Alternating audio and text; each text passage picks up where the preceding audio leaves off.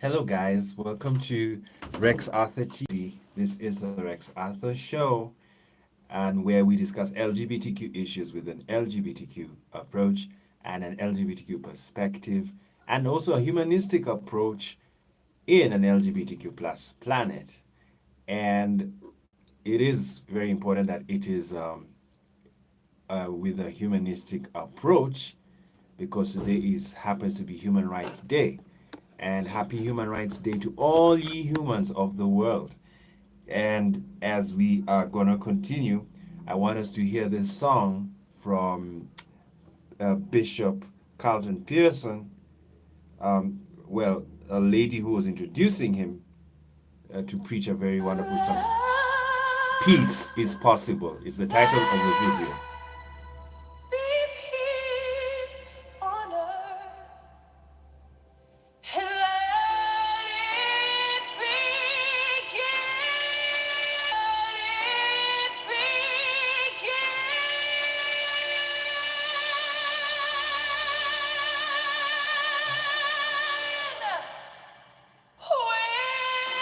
with me.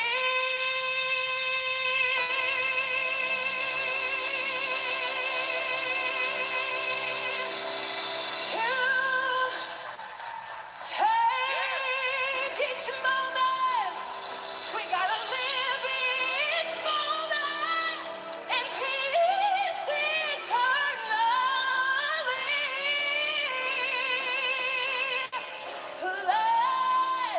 Let there be peace on earth, and let it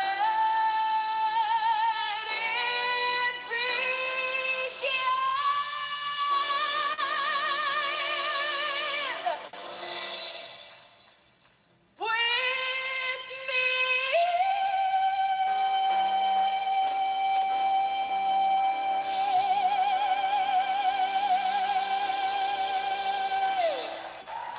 I love you. Let peace begin with us every day. We have a choice. Yes, The Christmas season isn't so. Good. So that is from Bishop Carlton Pearson. The full sermon is in on YouTube, and it is peace. That peace. I love the song. What it says that let there be peace and let it begin with me, and that's how human rights are supposed to be. Let human rights and peaceful. I mean the peacefulness of human rights. Let it begin in me, and that's what Human Rights Day is all about, to live peacefully with everybody. And even in Christianity, even in Islam, in Christianity, Paul says in Timothy that we should pray for all of those in authority and everyone so that we can live a peaceable life, because a life without peace is a difficult life.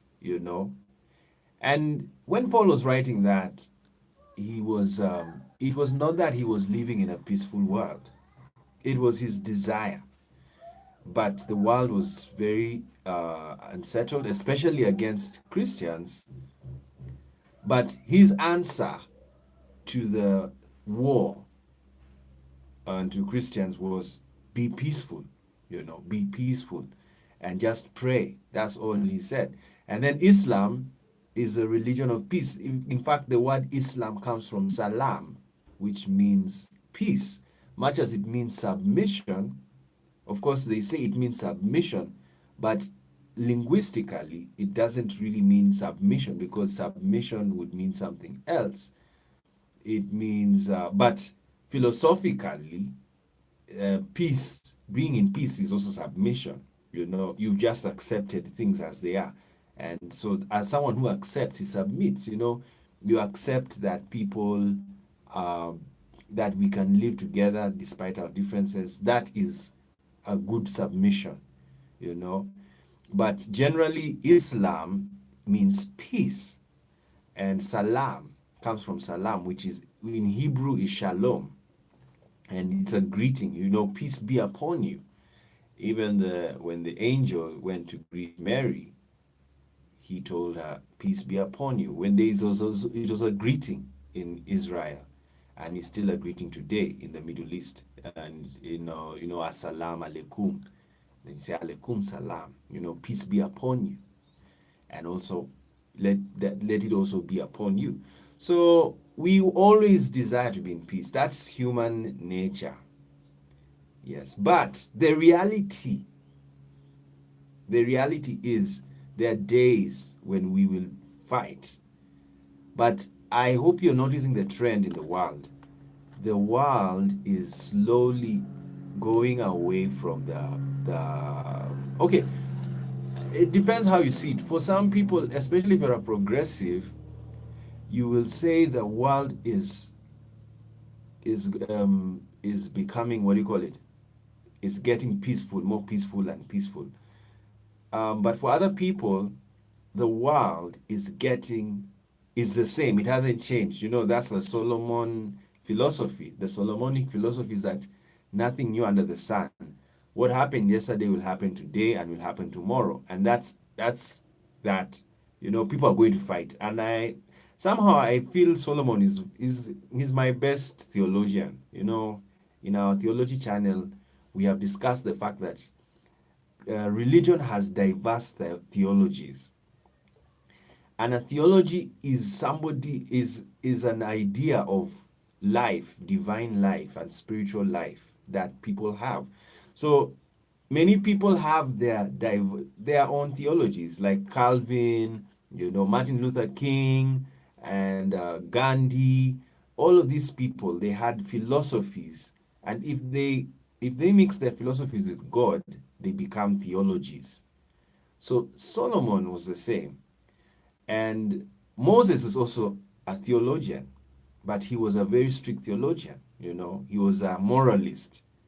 And that's why I tell people, do not really base your laws on Moses, because he was a moralist who came he was an Egyptian, and he saw a lot of idolatry, in that country. In fact, one of the best books, secular books I read about Moses is Sigmund Freud's book, where he says Moses was actually Akhenaten. And Akhenaten was an Egyptian who introduced monotheism in Egypt. Egypt was a polytheist region. Actually, the world began as a as polytheistic religions. That's why even in Hebrew, the Bible is Elohim. They don't say El. The God is Elohim. It's many. So they were polytheistic, but but as time went on, some people didn't like polytheism, and one of them happens to be Moses, because Moses brought the commandments that said, "You shall worship no other god but me." And that one, guess what? Even Islam borrows that from Moses. So, and Akhenaten historically was the first monotheistic leader in Egypt. So, according to Sigmund Freud, he sees that actually Moses was Akhenaten, because Sigmund, I think, was an atheist, so he didn't really. He said if Moses really existed, he may have been Akhenaten, and he could be right. So anyway, what I'm trying to say is we have diverse theologies. So Moses has his theology, and Solomon has his theology, and that's why Solomon. I was arguing with someone yesterday. She was saying that if you are homosexual, you're breaking the law of God, and I said Solomon also broke the law of God. He worshipped idols, and I didn't see God strike Solomon dead. You know, Jean Robinson is still a bishop. She was attacking gay pastors, and I was saying Jean Robinson is a bishop, and the day he married his husband, his partner, no lightning struck him. If anything, life is going on as usual. So basically, your position that people are violating the law of God doesn't hold water, because even Solomon worshipped idols, which was against the law of God. And yet Solomon received wisdom from God. Why did God not kill him? You see? So this is the homophobes and all of these people who hate others, they don't have they have a skewed understanding of God. They don't understand religion, and then they also they are ignorant about those laws. The laws Moses passed were they were laws like a state law. It's just that they were primitive laws in the sense that these guys started learning how to legislate. Yes, if you go to ancient Egypt, they what's the ancient Egypt code? We don't know. Hammurabi has. Hammurabi was in the Middle East. So many cultures are so they don't have written laws. They have oral laws. And even Israel, much as it had a written law, they went back to oral law. Yes, go to Israel today and they have oral law. So to me, what does that mean? What does that bring to my mind? Actually, these days I talk a lot about Israel. Israel is more African than ever because if they have an oral law, it means they were going back to the African system. That's why I told you, like ancient Egypt, you really don't see codes of law. Even their Book of the Dead is their theological book is it doesn't really have laws because they were polytheistic. Polytheistic societies do not have laws, moralistic laws to control you. They have very few of them. So they don't see a need to write out because they are free. And that's the same with India. If you read the Bhagavad Gita, it doesn't have very many laws. It just has suggestions, which is good. Yes, just suggest to people what to do. Give them advice and let them do what they want. That is liberalism.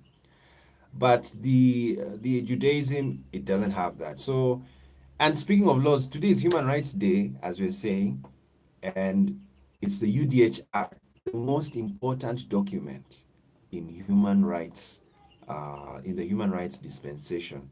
And why is human rights very important? It's very important because before the inception of the United Nations, the world was not united. It was thoroughly divided. Thoroughly divided. So today we are going to discuss about the UDHR to celebrate 70 years. And 70 years, I was searching on the internet what it signifies. It is platinum. So it's a platinum anniversary we are having. You know, the wedding anniversaries, they have what you call symbols for each year, milestone. So when you hit 70 years in a marriage, your marriage, you are having a platinum anniversary. And when I was doing that research, I said, yeah, actually, the signing of the UDHR, that was a marriage that happened. The nations of the world married each other.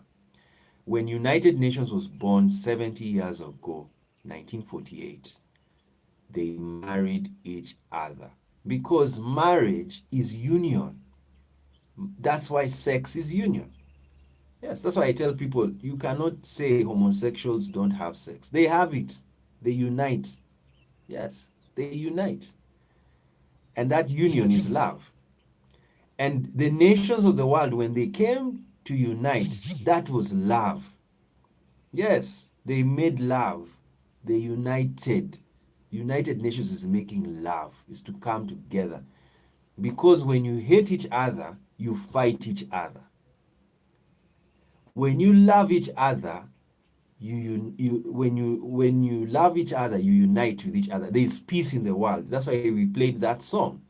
That if there is peace, let peace begin in me. And it's a very deep song. Let there be peace, but let it begin with me. Because, and this is why mental health is just an area to deal with, to make people have peace of mind. Yes, peace of mind. What is peace of mind? United mind.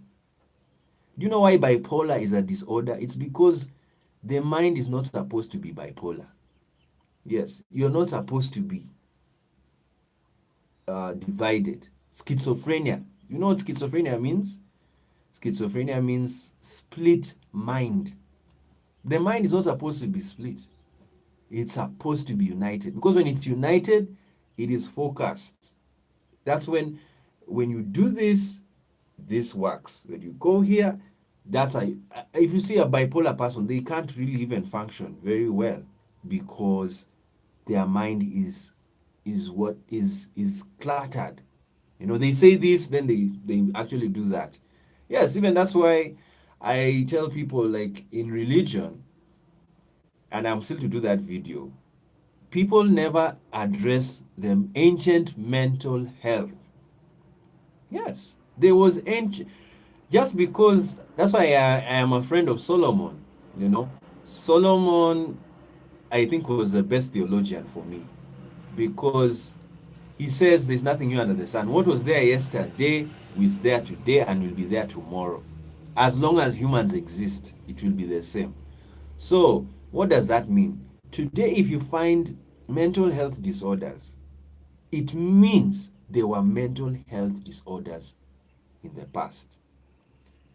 But the only difference is, and that's now where Solomon's statement is an exception, it can have exceptions, is that in the past, they didn't know there were mental health problems. You see. So, what am I trying to say? There were people with bipolar, there were people with schizophrenia, there were people with all of hallucinating, you know, even spirit possession is part of mental health. Yes, and it used to happen in the Bible. Like when we're going to do ancient mental health, we're going to discuss the life of King Saul. King Saul is a classic mental health case because he was filled with the Spirit. It says he was filled with the Spirit and he prophesied until he's stripped naked. And the prophet said it's true, he has really received the Spirit.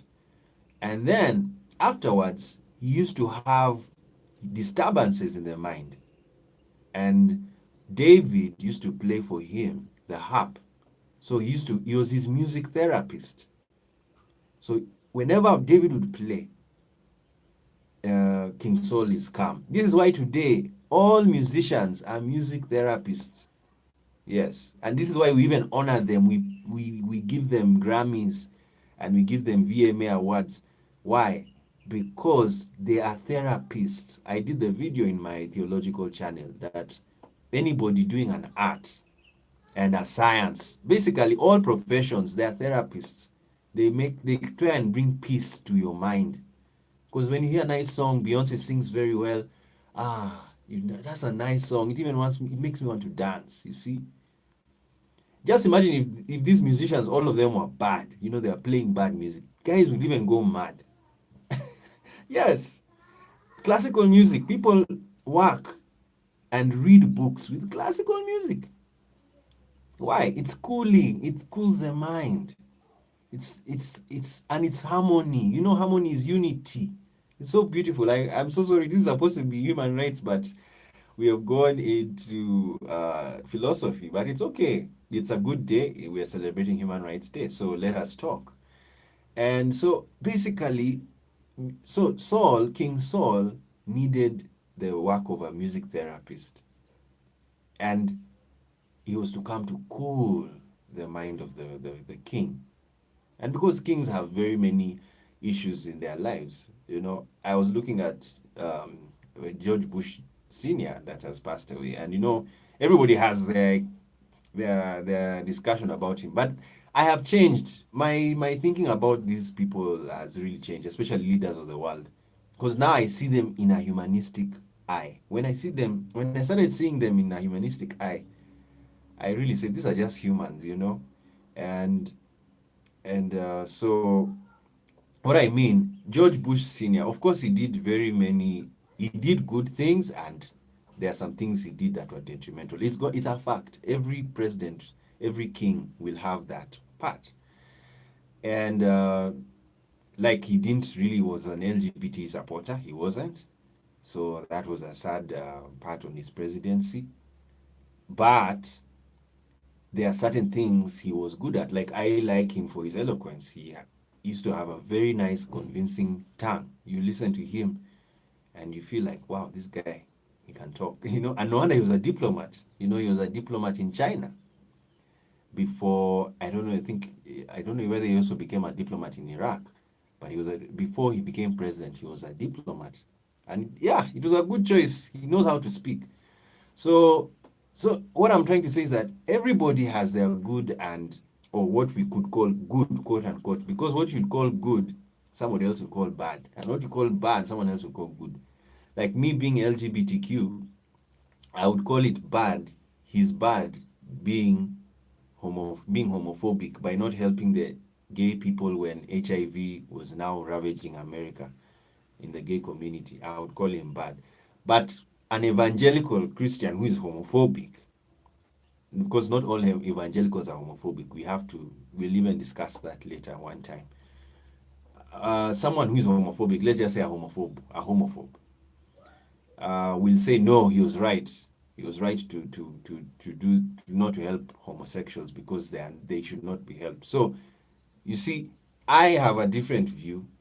The homophobe has a different view from me. So they will call George Bush good. Me, I'll call George Bush bad when it comes to LGBT rights. So that's life. So what am I trying to say? I'm trying to say these leaders, they also are human beings. And this is why we really have to take human rights very seriously, because they have health issues. I mean, Hillary Clinton was full of fatigue during the time of campaigning, and she collapsed. Yeah, she's human. She's human. So people need to understand that. I mean, John F. Kennedy was killed. Did he resurrect? He didn't. He died. So that's why we protect presidents, bodyguard, security, because they are humans. They can die. And there's a right to life. And he's the first human in the society. So he has to be protected, because being a human, he can die. Yes, so that's why I always tell, these days we've changed. And it's good to change in ideas and beliefs. That's part of life, because you have to go back learning, revisiting things. So let's go back to UDHR. So I was talking about UDHR. Before that, the world was so divided. It was not united. And very few countries were making love with each other. They were trading with each other. They were exchanging cultures, very few of those things were happening. And because of that, there was a lot of war in the world. Yes, there was a lot of war in the world. And what happened is, when the war happened, when the war happened in the world, World War One, people died. The casualties. We are going to do that. We're going to look at how many. Let's look at that as we are talking about the UDHR. So today we won't talk about UDHR only. Today we're going to make it a whole week, and so we will just do few videos. When we get time, we just come and pop in and talk about it. So today we'll just focus on the preamble, and that will be it. Now, I want us to go to World War One casualties to see how the world had to wake up.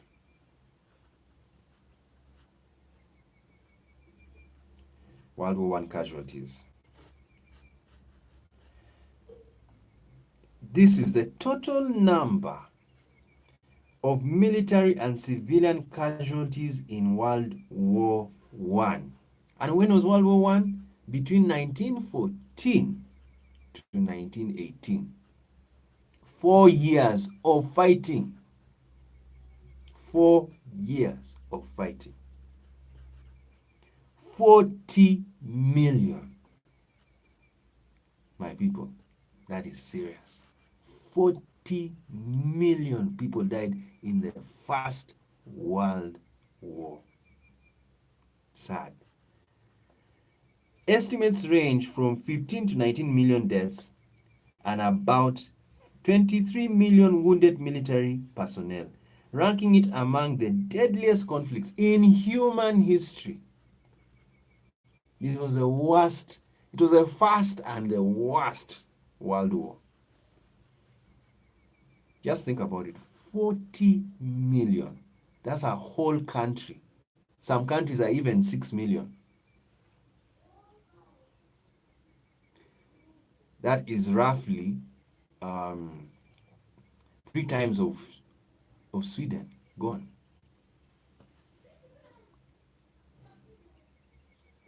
Roughly. It's 2 times of, because Zimbabwe I think should be 15 million. Yeah, roughly twice of Zimbabwe. All gone. Now, let's go to World War II.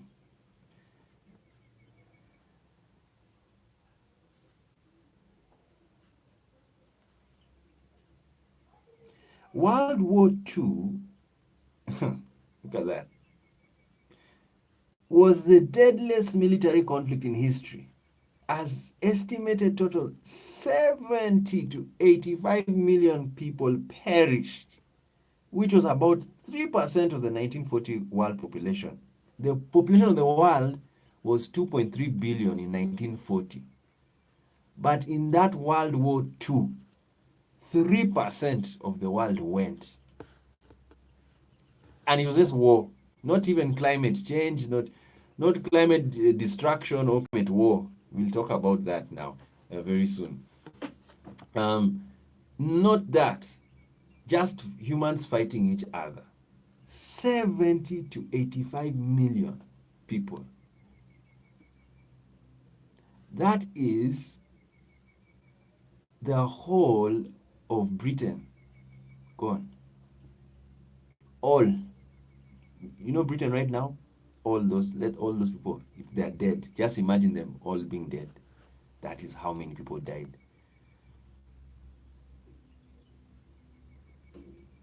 So, what does this mean? This means now 70 million to 85 million. 75 million, okay, 85 million plus what we've read, 40 million. How many million are those? 125 million people died in 30 years. 125 million people died. Now, let's look at how many people have died from HIV.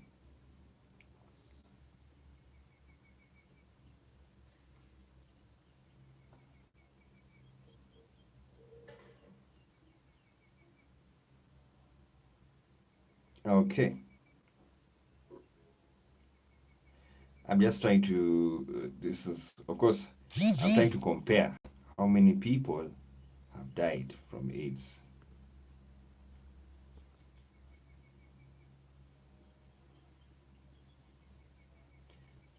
Okay. They only have the number of people estimated who are living with HIV right now. That's 36 million. They have not even reached the number of people who have died in World War I and II. Not that HIV is not bad, it's bad. It's also a war. Yes, it's a biological war, no longer conspiracy theories. Yes, because we now know what HIV is. It's actually a virus from the chimpanzee that mutated and came to the human race in the 60s, and that's how we got it. So it is in the world, in humanity, because of that interaction. Had it not happened, there would be no HIV. That chimp, we have to look for it. Anyway, it's gone now, and it's sad that many people die from HIV and AIDS. But that's basically, I'm trying to show you that there are many wars we are fighting. Even, that's why I'm talking about, even climate change, why it's a very important thing, is it is actually a war. We are fighting with nature. Yes, we are fighting with the cosmos. We are fighting with the sun. We are fighting with the sun, the interaction of the sun and the moon and the waters and the atmosphere. We are all fighting, and they are fighting us. And then we are to make the war very strong. we are building artificial things that do not really go in tandem with the world, the cosmos. Because remember, the cosmos has natural chemicals. Yes, it has natural chemicals. The atmosphere is made up of natural chemicals. Yes. The ocean is a natural chemical. Water, because water is a chemical, H2O. So the world is filled with hydrogen, oxygen in liquid state. And it's salty water, meaning salty H2O, and there's fresh H2O, meaning H2O without salt. And why is this so? Because the soils, the ocean, the water is on soil. If you empty the oceans where there is soil, so if that soil has salt and too much salt, then that that ocean becomes salty. So we should study salinity. That's what it's called. You study salinity. Some oceans are more salty than others, and it could be the minerals in that ocean bed tend to be salty. Yeah, and it's very interesting. We're going to study all that science. We are studying it now. In my life, as I've told you, we are now. Of course, I read science in school, but it's not enough. Yes, we're supposed to be learning all the time. I told you now my favorite theologian is Solomon. Yes, because he wanted wisdom. He wanted science. That's what he asked. Wisdom is just science. It's applied knowledge, and knowledge is science. So when he asked God, what should I give you? Riches? No, no, no, no. Don't give me riches. Give me wisdom. I just want to know. Give me science, and he got it.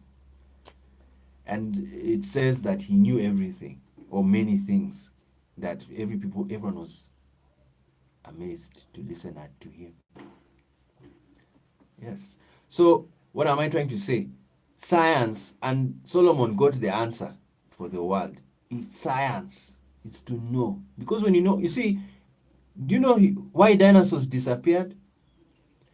They disappeared because they did not know they were disappearing. Yes, they lacked science. Do you know why humans are the highest animals? We know which animals are disappearing. We can even know. Like last week we saw the giraffe is becoming extinct. We know it, but the giraffe does not know. It's just living life. Just living life. And then next thing you know, they have disappeared. So the dinosaurs disappeared because they could not even save themselves. And you can't blame them. They are animals. They are lower than humans. But humans, because we are high, we are intellectually higher than other animals, we can save ourselves. You see? We can save ourselves. Because of science, we are scientific beings. We are cognitive. We get to know things. So, back to you, DHR. So, imagine 125 million people died within 30 years. If you divide that by 30, let's divide that by 30. That 120 divided by 30, because that's when 30 years.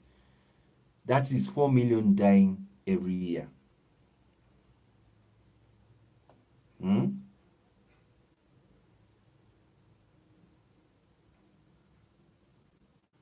Now, let's look at how many people die in a year, roughly.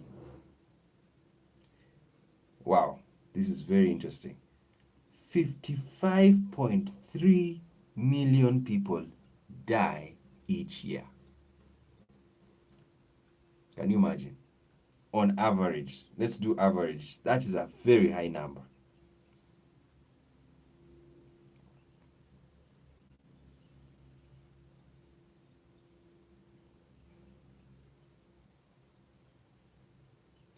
Okay, 131.4 million people are born every year. but 55.3 million people die each year. So what does this mean? On the balance, the demographic balance, the world is increasing in population because more than half, I mean, double the deaths of people in the world in a year is equivalent to the births in a year. So kind of we are okay. Yes, we are fine. We are really fine because if it was the other way around, that people are dying, then we'd be on a depopulation mode. But we're not on a depopulation mode because every year 131 people are being born, much as 55 people are dying every year. And yeah, so these are basically, numbers, they're just numbers. But what I was trying to find out was if 125 million people died in 30 years, and it was just all because of war, something that could be solved in discussion, negotiation. So you see, that's why Malta said that war is a depopulation agent. Yes, it is. Malta said so, that some way to depopulate, one way of depopulating the world is depopulated, is through war. And it's not that people necessarily plan. Of course, we plan for war, but we don't plan for the casualties. Nobody wants to lose their army, but that's the consequence of war. So if you go into war, be prepared for losses. That's why I tell people that you cannot, like when you have, like Syria is a war zone. That is not a country. It's a battlefield. What does that mean? Do you know why people are leaving Syria? It's war. There is war in Syria. So if you remain there and you die, 80% you cannot blame it on even the president. Yes, that's my understanding of war, because you are in the battlefield. War has advanced, and it actually, do you know why there was so much casualties in human history, World War I and World War II? It was because the whole of the dynamic of war changed. People were now, everywhere was a battlefield. Remember the Blitzkrieg? Yes, Germany bombed cities in Britain. They just bombed. Normal war, ancient war, you all go to an open field, you fight. The Zulu. Sorry about that. The Zulu. The Zulu, when they were fighting in the the British in South Africa, they didn't go to the kraals. The British didn't go to the kraals. They went to the field and they fought there. That's how ancient war was always. Let's go to the field. We square it in there. Look at Western films, the Wild West. A duel. You go, they leave the space, all of you with your gun, and then you turn to each other and then you shoot. You want to fight, please, we are giving you space, do it.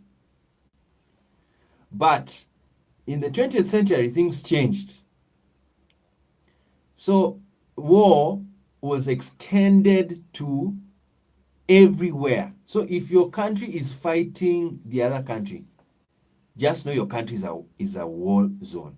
This is why America did not suffer in the World War I, because they were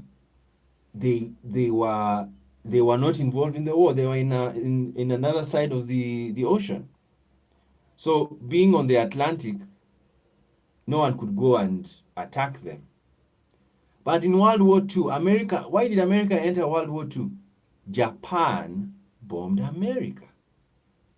You see, even America didn't want to be involved in World War II at all. Even when Jews were running away, it was a problem. They chased away some Jews. They didn't want them. They didn't want to be involved in anything that was happening in Europe.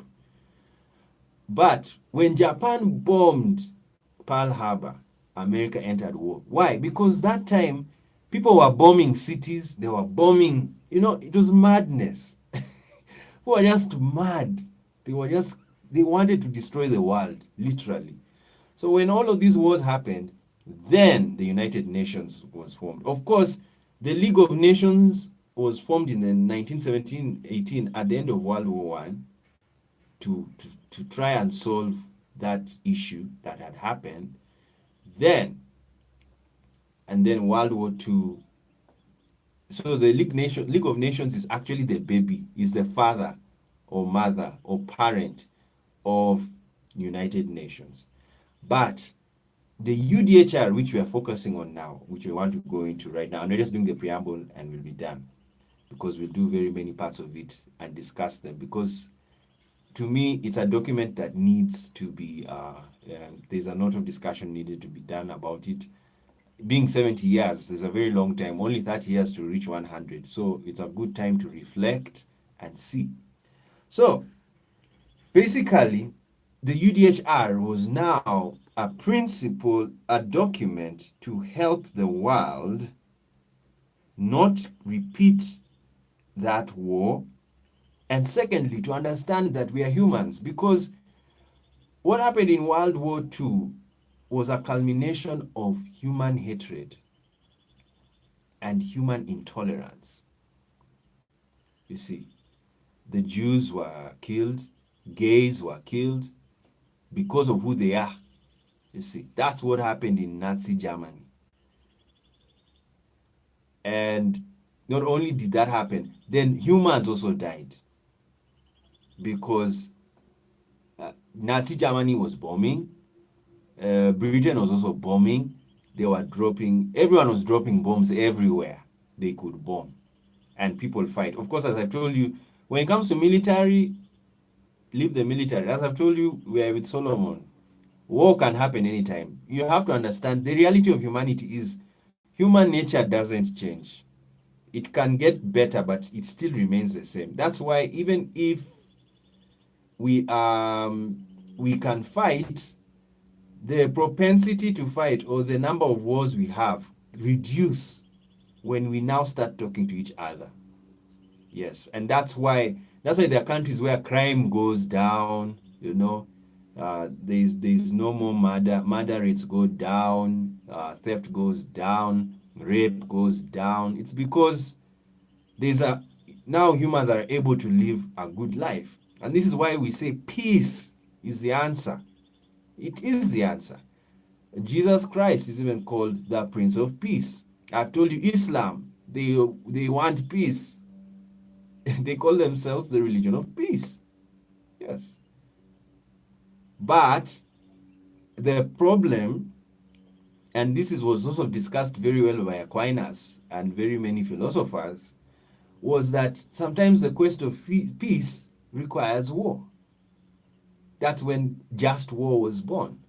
You see, the Bushes in America, they stand on the just war doctrine, that they wanted America to be peaceful or to be prosperous. So that's why they went to war. That is their defense. But for the other person, the Iraqis, they didn't see it like, they actually saw these guys are coming to steal from us. So they responded. And they responded through Al-Qaeda. They responded through all of these terrorist organizations. To me, even terrorism is just war. It's not terrorism. Have you noticed, even till today, the world has not defined terrorism. Why? It is war. Yes. And states go to war, meaning states also unleash terror. It's only that they unleash it legally because they're a state. You see, America can go to war because their law empowers them to go to war. Iraq can go to war because their law empowers them. The military is established by law. The president is the commander-in-chief. So these are legal warriors. If they decide to go to war, Iraq decides to go to war with America, it should not be seen as a it's not bad, because even in ancient history, war was normal. Yes, it was part of life, because I want something or you've hurt me, and the best way to deal with you, in my view, is I'll shoot you, you know. So you come with your whole army and you fight. But diplomacy is an alternative option and is the better option, especially when you don't have the means to fight, or like now what the world is doing, we don't want casualties from war. So we are now using diplomacy. This was the Obama foreign policy system. Obama tried, even though he was in war, he was just because he was advocating for peace. And that's what I'm trying to tell people, that we are realistic. We're not just saying really the world is peaceful. No, we know the reality. It's not. We know we are diverse and still divided. And this is what we want to. This is why we're going to discuss. We're reflecting on UDHR and understanding why the UN and all of these things still have issues. So back to all I'm trying to say about war and everything. You see now Iraq, these terrorist organizations, ISIS, and all of these. Do you know ISIS? Its plan was not to attack Europe. Yes, its plan was to oust Assad. That was their plan. But when they failed to remove Assad, they now looked for other targets they thought were soft. And that's when they went to Europe. That's what happened. Otherwise, if Assad was removed out of power, ISIS would be in power in Syria. That's what would have happened. It's the same as Al-Shabaab in Somalia. No difference. Al-Shabaab wants to have power. They want to be the government of Somalia. So if they win that war, they will be government. That's what happens. But, as I've told you, there is a government in Somalia.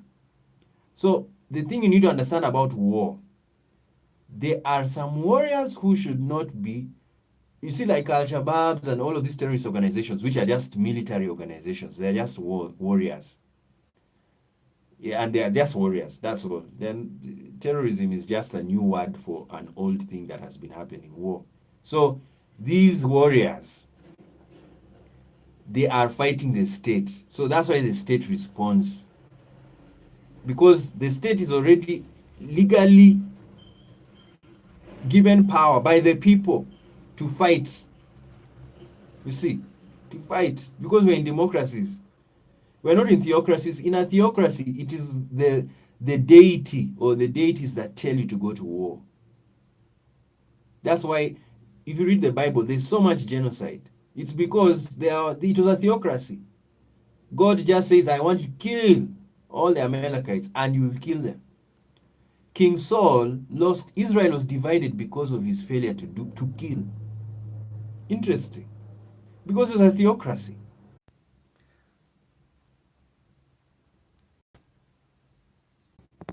All right, we're back. We had to deal with some issues. So we were talking about the UDHR, and I was saying a lot. I was talking about war, yes, and that's UDHR is a document born to stop war. That's what you need to understand about United Nations. United Nations primary objective, you know, before we go to the universal declarations. United Nations objective. This is what you need to understand about the United Nations. Let's go to quickly Britannica. Okay, no. There's a better one I've seen. It's using its preamble, its charter.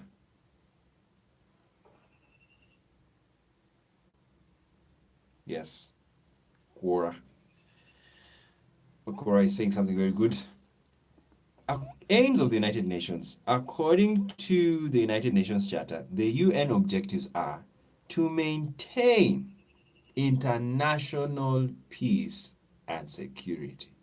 Why? There was international war and insecurity. To develop friendly relations among nations on the basis of equality and the principle of self determination. So, what does this mean? There was a situation where people were relating as enemies. Even if you look at the old laws, they used to have trading with the enemy. You see, why should you have such a law? You know, and it's because you don't have friendly relations. Then, number three, to foster worldwide cooperation in solving economic, social, cultural, and humanitarian problems. So, what does UN realize? There are problems in the world. As I've told you, nothing has changed. The world will always have problems, and we are to solve them. But how do we solve them? Through worldwide cooperation. Number four, to promote human rights and fundamental freedom for the people of the world. That is what the UDHR is all about. And this is what UN is all about. UN's job is to promote human rights and fundamental freedom for the people of the world. Why? Because before UN was created, people were not given their rights. You know, rights, people were living in very harsh conditions. Most countries were not democracies. Most of the world was colonized. Yes. And you know, living in a colony is very hard because you are a subject to the colonial power. You see? That's how you're controlled by and it's against your will. You didn't want to be somebody to control you. You can govern yourself. You see? So, number five, to serve as a center where various nations can coordinate the activities towards the attainment of the objectives of the United Nations. So UN is a center where nations can plan activities to meet these objectives of UN and to save succeeding generations from the scourge of war. Have you seen? Peace and security, number one. The last one, back to war. So the primary goal and the primary objective of the United Nations was to stop war. That was it. Because war, why is war bad? War leads to destruction of property. War leads to destruction of life. We now know war leads to the destruction of the planet. Because you know you can bomb places. Do you remember when Kim Jong-un used to go crazy and he shoots a missile? Then earthquake could happen in Korea because of the missile.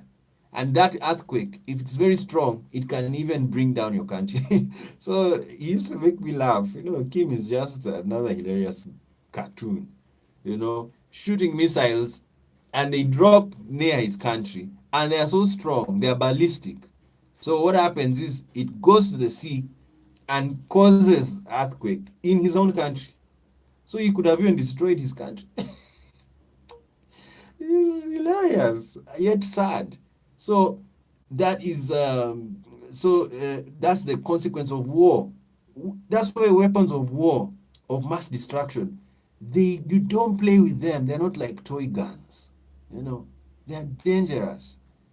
A missile can look at what the nuclear bomb did to Japan. The effects, biological effects, even the effects on the earth, because the soil was also became radioactive, and the food also became radioactive, and the children being born, because we are all chemicals.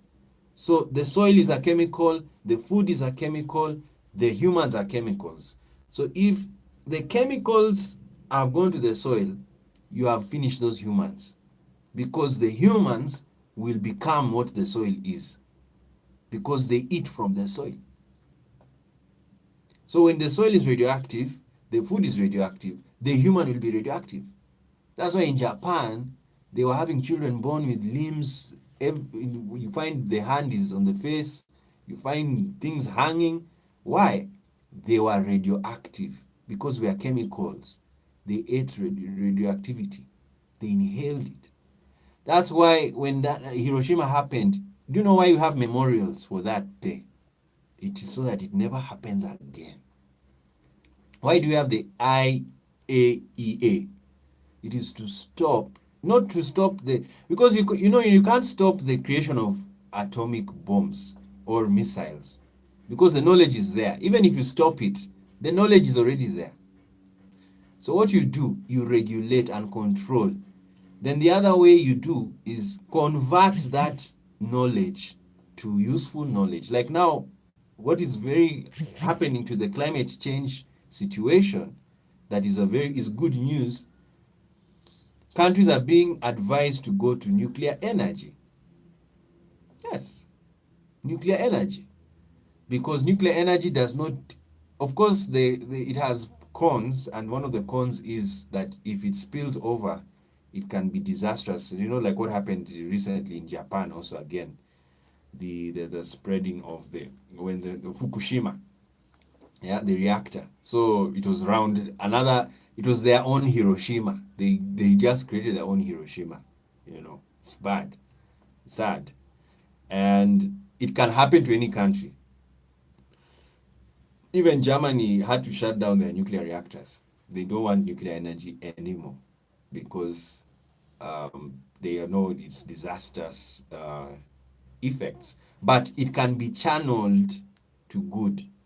And that's what countries now are talking about in the climate summit, of which is going on. There are so many things happening these days. So we are also there. We're still there. We're following, but we are on UDHR because today is the happy birthday of human rights. Good. Now, let's go to the UDHR and then we finish the video. So, UDHR, the Universal Declaration of Human Rights, is a historic document that was adopted by the United Nations General Assembly. So, who adopted it? United Nations General Assembly. Your country adopted it. Of course, we will discuss and find out not all countries who are members of UN. So this is another thing UN needs to understand, that in 1948 there were very few independent countries.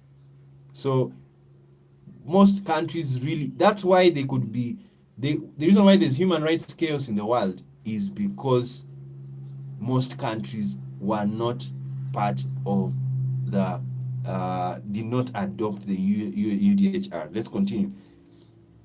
And this was done at its third session on December 10th, 1948, as Resolution 217 at the Palais des Chalots in Paris, France.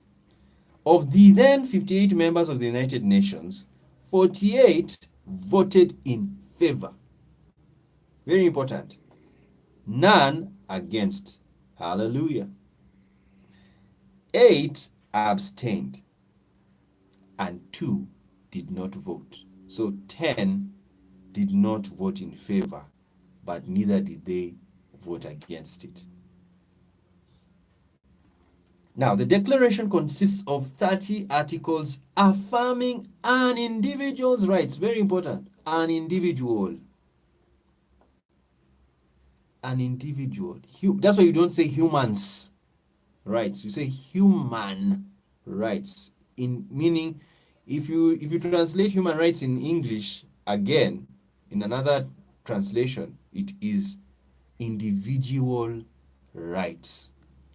That's why, to me, I know most people say that the society, that the basic unit of society is a family. No, to me, the basic unit of the society is an individual.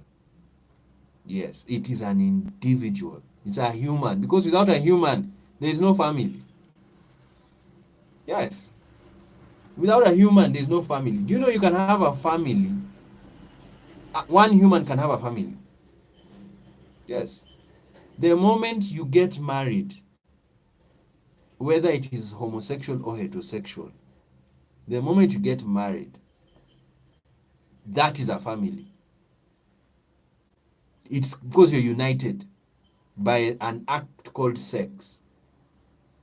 Then when you have children, they are a bonus to that family. Yes, they are a bonus to that family. That's why you have that's why you have childless families. So basically, the what we're trying to say is the individual is the basic unit of society, simply because the simply because the simply because the without an individual there is no family, and families are created when two or one individual decides to have another person in that unit, in the individual's unit. So of course some people will say, okay, a family doesn't mean what do you call it, family doesn't mean so sorry, I'm trying to set the thing properly. A family doesn't mean um, a family must have children. No, it doesn't have to have children. A family is a group of people related either by consanguinity, affinity, that is marriage or relationship, or co-residence. Yes, even a church is a family. Yes, even a community is a family. The LGBTQ family. Yes, we are not related by blood. We are related um, by relationship that we share. We share in common sexualities, in diverse sexuality. That's what we share. So that makes us a family. Yeah, the LGBTQ. Now, and as I've told you, a family can be by consanguinity, which means by birth, if you're a child, or even adoption, or affinity, that's by marriage or relationship, or by residence, co-residence. You can stay together. You're strangers. You decide to stay in one house. You're a family. Yeah. So all these families, they are born from an individual. The moment that person decides to bring another person in their life, they become a family. That's what I'm saying. It doesn't matter whether it's homosexual or heterosexual. It's a family. Good. Let's go back. Now, so that's what I'm saying. The other name for the UDHR, I mean the human rights, is individual rights. Because you don't say humans with plural. You say human. One human and his rights. So one individual and his rights. That's why we protect everybody. And when you're going to read the UDHR, you'll be amazed at what it says. Good. So, as we've said, its 30 articles are farming. I love that. We're in farming churches. Farming an individual's rights, which although not legally binding in themselves. So you have to understand this. UDHR is not a legally binding document, but have been elaborated in subsequent international treaties, economic transfers, human rights instruments, national constitutions, and other laws. So UDHR is just an inspiration for any country that is setting up a constitution. It runs to the UDHR and borrows most of the human rights section in the UDHR, and they implement it in their constitution. But you have to understand, not all nations subscribe to every principle in the UDHR due to their sovereignty and their nature.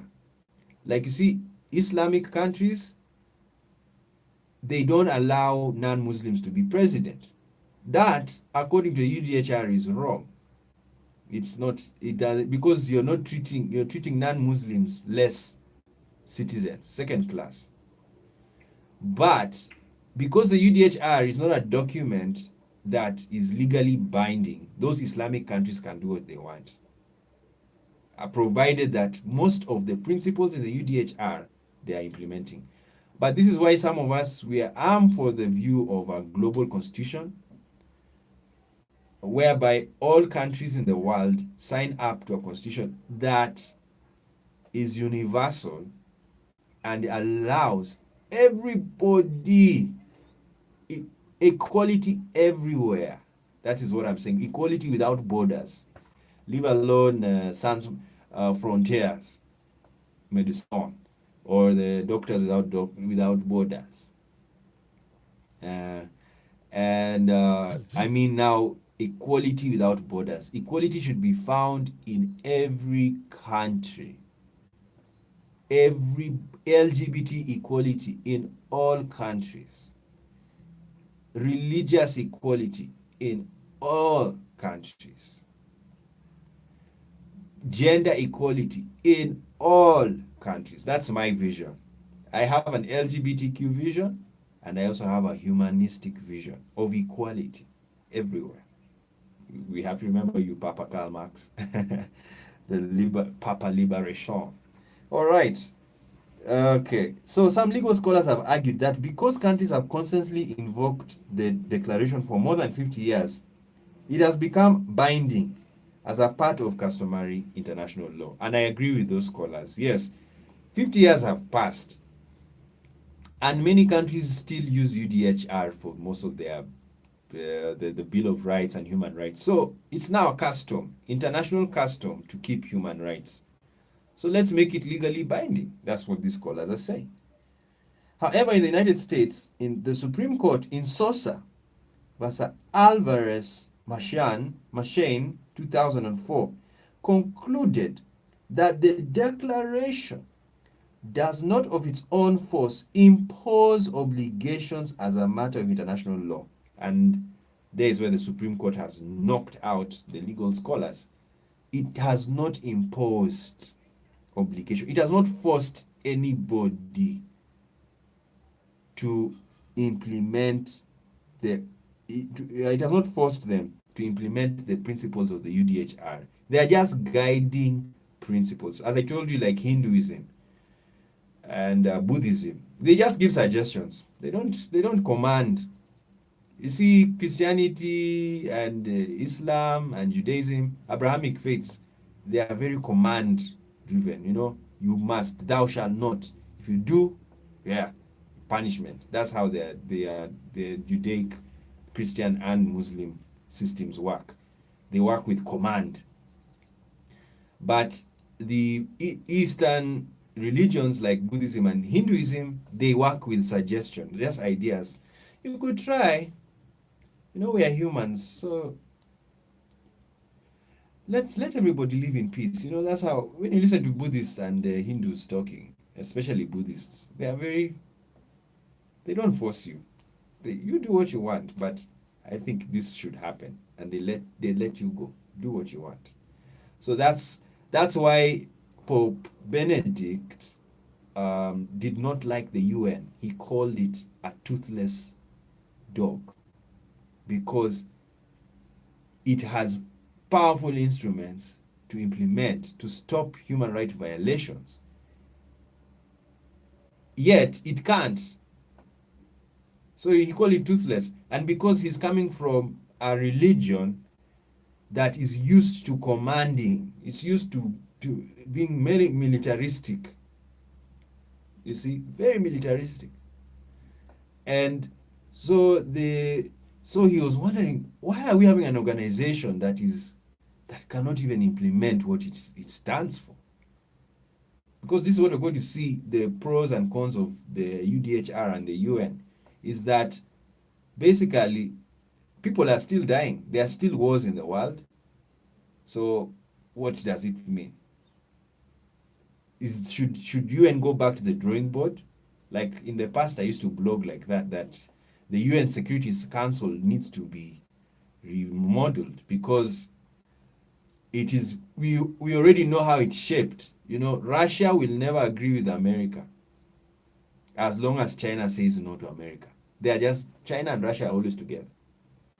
Well, my my statement can be rubbished because there are some exceptional cases whereby they will all agree, like when in the Syria issue, and the nations had to intervene, they agreed. So, but basically, most of the times you can predict what they're going to say. Like when it comes to matters of Israel, USA will stay with Israel. So that's why security resolutions on Israel never even pass, because there's division in the council. All right. Anyway, let's continue. So Supreme Court of America says it's not binding, and courts of other countries have also concluded that the declaration is not in and of itself part of domestic law. So it's not part of domestic law, but it's part of international law. So the problem of this is that the UDHR is still not a strong document, and therefore human rights is still not a strong issue in countries. But in my view, it should be a very strong issue. Okay. Now the structure was prepared by Rene Cassin, and which was also prepared by John Peters Humphrey, and the structure was influenced by the Code Napoleon, including a preamble and introductory general principles. Cassin compared the declaration to the portico of a Greek temple with a foundation, steps, 4 columns, and a pediment. Of course, he made the declaration look like have you seen the Greek temple? It has a foundation, then it has steps, then it has 4 columns, and then it has a pediment. That's how it is. All right. So, the declaration consists of a preamble and 30 articles, and let's just go through. We want to read through it, and today we are ending the video only on reading the preamble, and we'll be done. I want us to read it. Let's go to the text. So we want to read the preamble. Whereas recognition of the inherent dignity and of the equal and inalienable rights of all members of the human family, I love that, is the foundation of freedom, justice, and peace in the world. So let's go through these statements. Whereas recognition of the inherent dignity and of the equal inalienable rights is the foundation of freedom, justice, and peace in the world. So human rights are the foundation of freedom, justice, and peace. If you want freedom in the world, implement human rights. If you want justice in the world, implement human rights. If you want peace in the world, implement human rights. If you don't want peace in the world, don't implement human rights. If you don't want to implement human rights in the world, if you don't want justice in the world, don't implement human rights. If you don't want to implement freedom, don't implement human rights.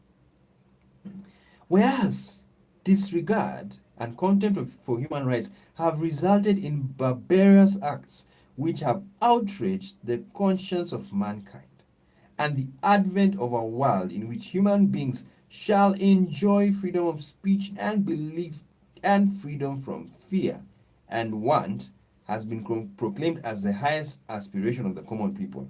So, whereas barbarous acts, what are the barbarous acts that have outraged the conscience of mankind? And the advent of a world where humans shall enjoy. So, these guys, the UN has a vision. It is a utopia, and the utopia is we are going to a world where everyone will enjoy freedom of speech and belief and freedom from fear and want. But they are held because the disregard for human rights happened through the barbarous acts such as war. and gassing people and killing. Whereas it is essential, if man is not to be compelled to have recourse as a last resort to rebellion against tyranny and oppression, that human rights should be protected by the rule of law. So they're saying that whereas it's essential that we as human beings should not rebel against tyranny and oppression, though it's a last resort because tyranny is violation of human rights. Oppression is violation of human rights. So we really don't want to rebel, but we can, and we should be allowed to rebel, especially when there is tyranny in the country. Yes, so that's what they're trying to say. They are not encouraging it, but they are encouraging it. It's a paradox. Yes, it's not being encouraged, but it's a paradox because tyranny is basically human rights violation. That's why Martin Luther King Jr. fought the state non-violently. He was a rebel, a non-violent rebel. Gandhi was a non-violent rebel to the colonialists. Yes, because these people were they were tyrannical systems. They were oppressive systems. They were oppressing people,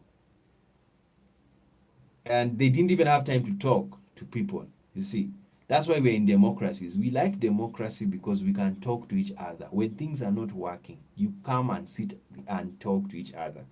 That is how you solve problems in a democracy. So, whereas it is essential to promote the development of friendly relations between nations, whereas the peoples of the United Nations have in the Charter reaffirmed their faith in fundamental human rights, in the dignity and worth of the human person, and the equal rights of men and women, and have determined to promote social progress and better standards of life in larger freedom. So you see, the UN has faith in human rights. Yes, that's what I was telling people, that an atheist, don't say an atheist doesn't have faith. He has. He just as he doesn't have faith in gods. Yes, they have faith in other things. They have faith. There are atheists who have faith in science. Yes, they have faith in science. And that's very okay. And then you can also have faith in human rights. See, so it's very fine, very, very fine. Whereas member states have pledged themselves to achieve, in cooperation with the United Nations, the promotion of universal respect for and observance of human rights and fundamental freedoms, whereas a common understanding of these rights and freedoms is of the greatest importance for the full realization of this pledge. So, common understanding, it's still not there. Common understanding of the rights, of these rights and freedoms. We need common understanding of humanity, of the human rights. If failure to have, these things can't be realized. That's the honest truth. And we'll discuss this as the week goes on. Now, therefore, the General Assembly proclaims this Universal Declaration of Human Rights as a common standard of achievement for all peoples and all nations, to the end that every individual and every organ of society, keeping this declaration constantly in mind,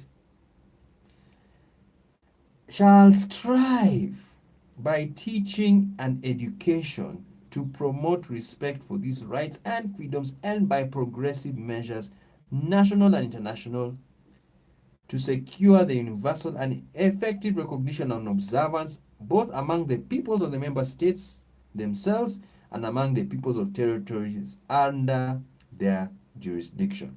So this one was now trying to say, they were saying that because at this time, 1948, not all countries were free from colonial power. So they even bound the colonialists that even the territories that are under you, very important statement, even the territories that are under you will should submit to the UDHR. So that's why very many countries after 1948 they got independence like like fire. It was just spreading. In the 50s, the Arab world, 1950s Arab world got independence. And then in the 60s, most of Africa got independence. It's only South Africa and Zimbabwe that delayed. And then finally, South Africa got independence. So, what I've liked about that is that even the colonized people were recognized in the UDHR.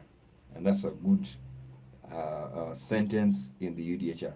Then now they have the article. Now, we are not going to read the articles, but I want us to finish this with there are certain words in the UDHR that you should never forget, and we're going to list them.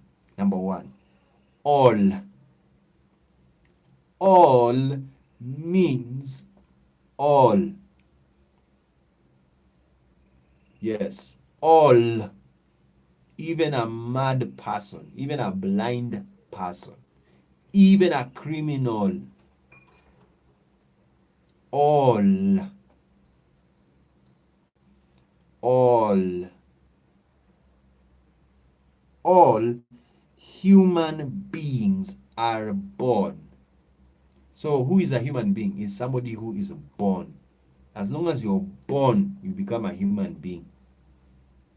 For those people who don't support abortion, that is the answer. Human beings have to be born. If they are not born, they are not human. Yes. They are babies. They're not even babies. They are unborn. Thank you. So an unborn person is not a human being. It's just unborn. So it's a process, part of the process. But if they die in the womb or if the abortion happens, that is an unborn kid. Unborn, sorry, not even a kid, an unborn person, and it's not a human being. So it doesn't really have human rights. Yes, unborn persons have no human rights. Yes, that's what you have to understand. The moment you're born, you're a human being. Okay. So all human beings. Article 2. Everyone. That's another one. So we've seen all and everyone. Everyone. Everyone. Everyone. Everyone. Everyone. Beautiful. Next. Article 3. Everyone has a right to life. And remember, one, you are born. The moment you are born, yes, the moment you are born, you have a right to life. The moment you're born, you have a right to life. That's why infanticide, the killing of an infant, that's a crime. Yes, it is a crime because you're denying this human being who has been born the right to life. But a fetus is not yet born. Yes, that is what people need to understand. And we have already discussed abortion, but we'll keep on discussing it. That's why I'm discussing it again in this light to make you understand that the moment a baby is born and then you kill it, you will be guilty of infanticide, which is it because you have taken away the right of life, which everyone has. That's why euthanasia, the killing of somebody who feels like he needs to die because what he's going through is so much, the consent has to come from the person. Yes, he's able to take away the right of life because it's him. He has said, yes, I want to die. And because my condition is bad. And we'll discuss all of these articles one by one and the exceptions, because there are exceptions, the exceptions to it. Good. Article 4. No one No one. I like that also. That's number 3. No one shall be subjected to, shall be held in slavery or servitude. So nobody should be a slave. Nobody. Nobody. Beautiful. Article 5, no one. Article 6, everyone. Article 7, all. Article 8, everyone. Article 9, no one. Article 10, everyone. Article 11, everyone. Article 2, no one. Article 13, everyone. Article 14, everyone. Article 15, everyone. Article 16. Now, this is where we have issues with Article 16. But I understand why. It's because of marriage and age, not even marriage, age and marriage. Men and women of full age have a right to marry and to found a family. Okay, this one's okay. It's fine because a man can marry a man, yes, of full age. A woman can marry a woman of full age, and a man can marry a woman of full age. Yes, and they find a family. So Article 16 is okay. It still supports gay marriage. Yes, very good. The family is natural and fundamental group unit of society and is entitled to protection by society and the state. That's also okay. I've liked what they've said. They have not said it's the basic unit of society, the group unit. Because the basic unit of society is a human, is an individual. So that's what you need to understand. It's not the family. The family is the first group. And remember, a family can be of 2 people only. One person can't be a family. Yes. He's an individual. The moment he adds a person, that is a family. But without one person, there is no family. Yes, you need one person first. That's the individual. So that's why the individual is the basic unit of society. That's why you have freedom. Your human rights are yours individually. Good. Article 17. So Article 16 is not an everyone article, because if it was everyone, people even marry children. You can't marry a child because, but in some cultures, that's what I'm telling you, we're going to do the exceptions. In some cultures in the world, people married children. A child is born, and then the person is told, this child is going to be your spouse. We are going to keep them very well for you. And then when they reach the age of marriage, they go and stay with that person. So in those cultures, they call the marriage at the time of birth or when the child was small. So those are exceptions. And that's why UDHR is having wars. We're going to see an article that was written by somebody that is discussing his critique of the UDHR. It's a Western document, or it's like Westernization trying to be dominated on non-Western people. But we'll discuss that. Personally, I don't think it's a Western document. It's universal, because human rights is a universal concept. Everyone wants to be given freedom. Everyone wants to be given their rights. All right. Article 17, everyone and no one. Article 18, everyone. Article 19, everyone. Article 20, everyone and no one. Article 21, everyone. Article 22, everyone. Article 23, everyone. Article 24, everyone. Article 25, everyone. Look at this of Article 25. All children, all, my favorite one also, all, whether born in or out of wedlock, shall enjoy the same social protection. So you don't discriminate against children who are born out of wedlock, which happens in some countries.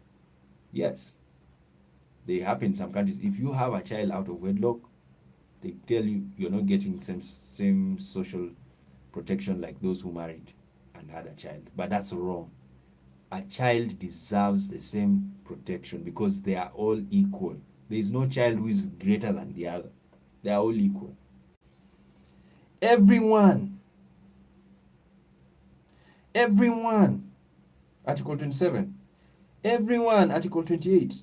Everyone, Article 29. And Article 30, which we'll read and we finish the video. Nothing in this declaration may be interpreted as implying for any state group or any person any right to engage in any activity or to perform any act aimed at the destruction of any of the rights and freedoms set forth therein. So people have been warned not to break these rights. I mean, not to violate these rights or deny them. All right, guys, this is lovely. Now let's go to UDHR in the news, and then we're done with the video.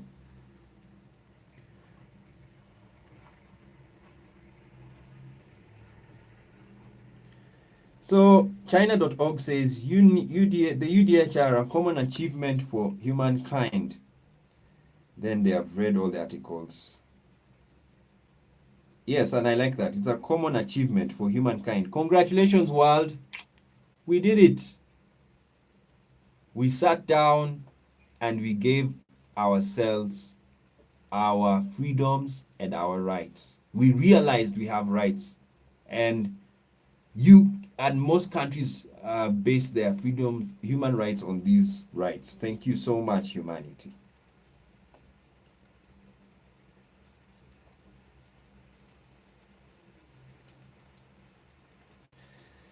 All right. Most of the news is still 12th day action. 2 important days on the UN calendar warranting. Oh, even by the way, today was the last day of the 16 days of activism against gender-based violence. So we are also remembering all the females, including trans women, who have been violated or suffered violence. That you are remembered and we protect you. And yes, because gender-based violence, especially towards women, because women are seen as the weaker sex. And so sometimes because of that, people can met violence on them. But not that violence can be meted against a man. It can also be meted against a man. So even if you met violence against a man, that's also gender-based violence. Yes, that's my understanding of, because this is, for me, gender is man and woman. It's not only women. Yes. Okay. I'm trying to look for. There's an article I read yesterday that was very interesting, and it was it was castigating the UDHR, but I don't think I'll do it today. This was just introduction, and we will stop there. And thank you so much for joining us as we are celebrating the UDHR. UDHR, and think about it, read it, and reflect on it. Has the world become better? In my view, yes, it has become better, because when it comes to war, we've not had another world war, and I don't see us having another world war again. Yes, contrary to what if you are in the apocalyptic religious movements, there's a belief that there's a third world war coming. But personally, I don't see that happening, because humans are a bit conscious now, and they know the effect of war. They know that war is destructive and it's of no use to anybody. So we thank you so much for joining us. Let's continue. We'll do more videos now when we are touching on each article of the UDHR. in remembrance of 70 years of the UDHR and the 70 years of the United Nations, when the world married itself,